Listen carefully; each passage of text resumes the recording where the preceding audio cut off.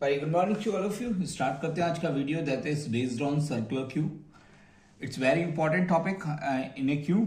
अगर आप देखें डेटा स्ट्रक्चर अगर आप पढ़ रहे हैं तो circular queue is a very important topic paper point of view से, और ये पेपर पे पूछा भी जाता है। एक्चुअली क्यू तो सभी पढ़ते हैं, क्यू के बारे में सभी को पता होता है। जस्ट लाइक दैट अगर हम क्यू का इंट्रोडक्शन देखें तो फ्रंट हमारा क्या होता है -1 पे, रियर -1 पे। अगर ये दोनों -1 पे हैं तो कोई भी एलिमेंट नहीं होता, ये आप सभी को पता है। No element in the queue.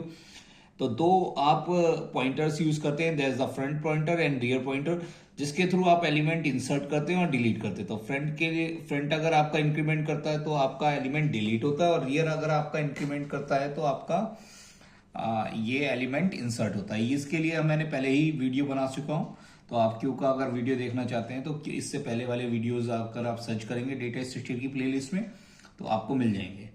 तो चलते हैं, सर्कुलर क्यू क्या होता है। तो मेजर ड्रॉबैक जो क्यू के अंदर था वो क्या था कि हमें सर्कुलर क्यू पढ़ना पड़ रहा है। क्या इंपॉर्टेंस है सर्कुलर क्यू की, ये हम डिस्कस करते हैं। तो फर्स्ट ऑफ ऑल, अगर हम क्यू के अंदर एलिमेंट इंसर्ट करते थे तो फ्रंट एज द 0 और एलिमेंट इंसर्ट होते थे rear is equal to rear plus 1, rear is equal to rear plus 1। जहां तक एलिमेंट आप इंसर्ट कर सकते थे तो रियर बढ़ता रहता था।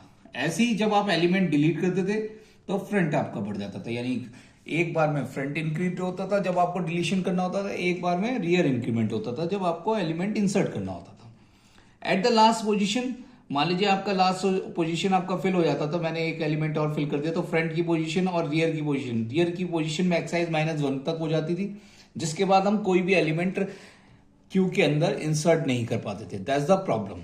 यानी कि हमारे पास स्पेस होते हुए भी हम कोई भी एलिमेंट इंसर्ट नहीं कर सकते थे क्यू में।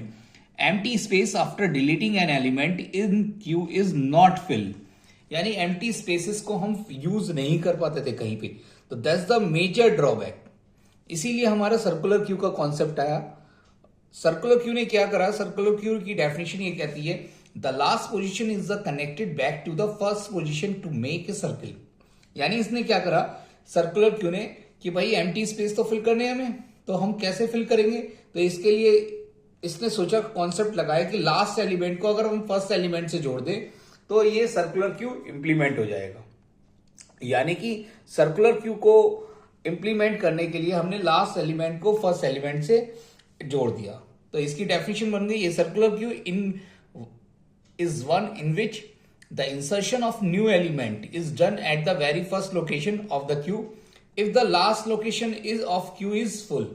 अगर लास्ट लोकेशन आपकी क्यू की फुल भी है तो आप एलिमेंट इंसर्ट करा सकते हैं वेरी फर्स्ट लोकेशन पे।